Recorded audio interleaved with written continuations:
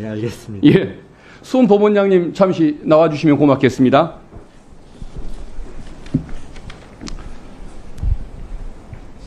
이화영 부지사에 대해서 그 대북 송금 사건 1심 유죄를 선고했던 원심 재판부 수원지법 아닙니까? 예, 그렇습니다. 근데 그분이 또 하필이면 이재명 대표에 대한 사건을 또 맡았습니다.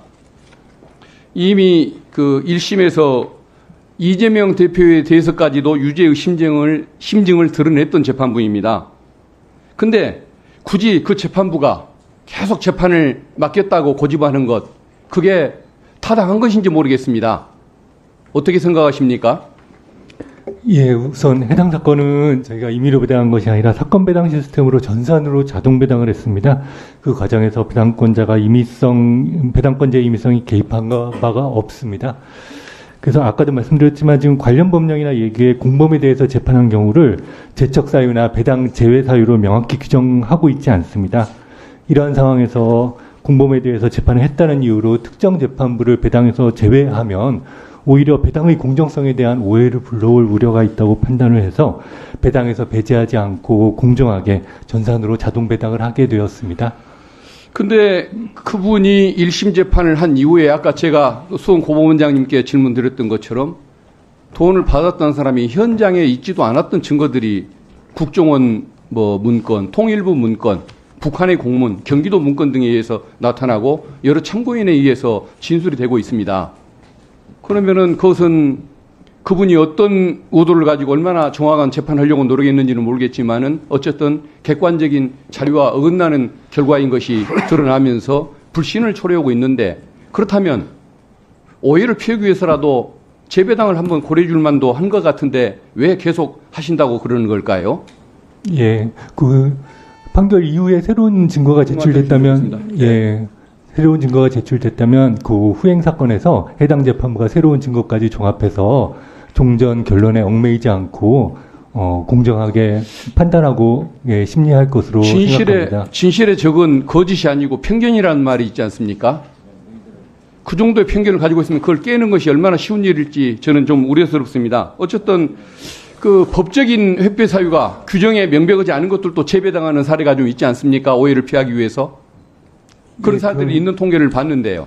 그런 사유가 없다고는 말씀드리진 못할 것 같습니다. 그러니까 그런 사례가 있는 것을 옛날에 어느 의원님이 제기해서 그런 사례를 봤는데, 이것들도 좀 그런 식으로 재배당을 하는 방안에 대해서 한번 좀 조언을 해 주시면 어떨까 싶습니다.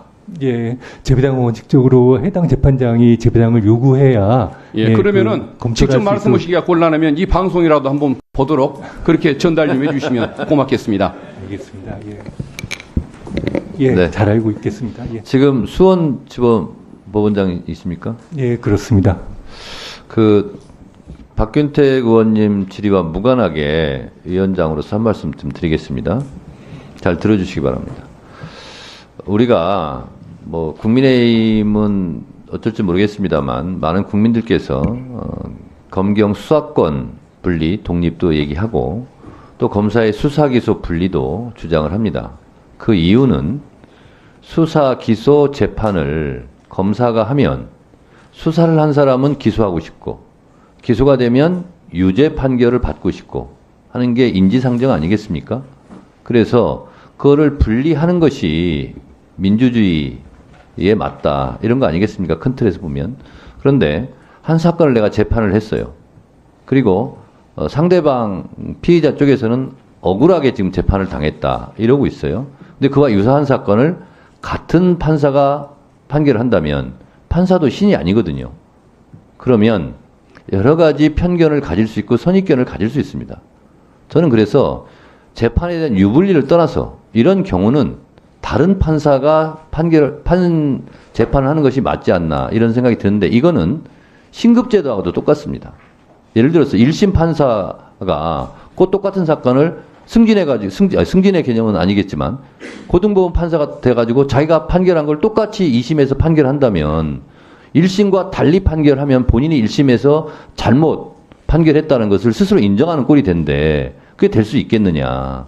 이런 문제가 발생하거든요. 그래서 저는 재판부의 관례나 제도 이런 것도 중요하겠지만 실제로 이런 경우는 실제로 오해 소지도 있기 때문에 그걸 불식시키기 위해서라도 저는 자동 배당됐기 때문에 우리는 할 일 다 했다. 이렇게만 말씀하시기에는 좀 무리가 있는 사안이 아닌가. 저는 그렇게 개인적으로 생각을 합니다. 그래서 이거는 법원에서 잘 스스로 판단해 볼 문제가 아닌가 이런 생각이 들고 이번 사건뿐만 아니라 다른 여타의 사건도 저는 마찬가지라고 생각을 합니다. 컴퓨터로 자동 배당을 했겠죠. 그렇지만 그것이 이런 문제가 있다. 그러면 그거를 다시 수정할 수도 저는 있는 문제다 이렇게 생각을 합니다. 참고해 주시기 바랍니다.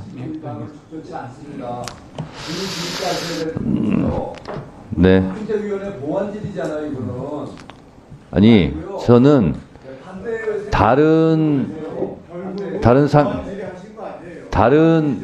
제가 오늘만 이런 얘기를 한 게 아니고요. 헌재든 아니면 대법원이 할 때 이런 얘기를 몇 차례 한 적이 있습니다. 네. 그래서 오해는 없기 바랍니다. 박준태 의원님, 네, 질의하세요. 우리가 뭐 이 사건 아시지만 달리 볼 수도 있어요. 오히려 공정한 판단을 위해서. 자, 박준태 의원님 질의하세요. 자료를 본 분이 계속 받는 지금 이분은 위원장에게 발언권을 얻지 않고 그냥 막 얘기하는 거니까요. 예. 그거는 자제하시고요. 박준태 의원님 질의하세요. 법원 원장님.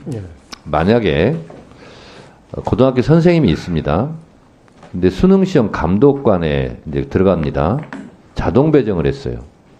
근데 하필이면 그 본인의 딸인 아들이 시험 보는 교실에 자동 배정이 됐습니다. 시험 감독관으로. 그러면 자동 배당됐으니까 난 아무 문제 없다. 내가 내 딸인 아들이 시험 보는 그 교실에 가서 시험 감독관을 하겠다.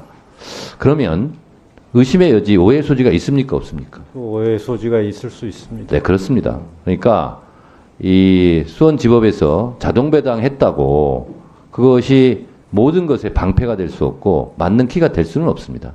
저는 이것은 상식적인 문제이고 인지상정의 문제이다. 저는 그렇게 생각을 합니다. 참고하셨으면 좋겠습니다. 제가 인지상정, 상식을 제가 얘기하는 겁니다. 박준태 우리 의원님은 국민의힘 의원님 중에서 비교적 건강한 상식을 가진 분으로 생각하고 있습니다. 잠시 감사를 중지하였다가 2시 30분에 감사를 계속하도록 하겠습니다. 감사 중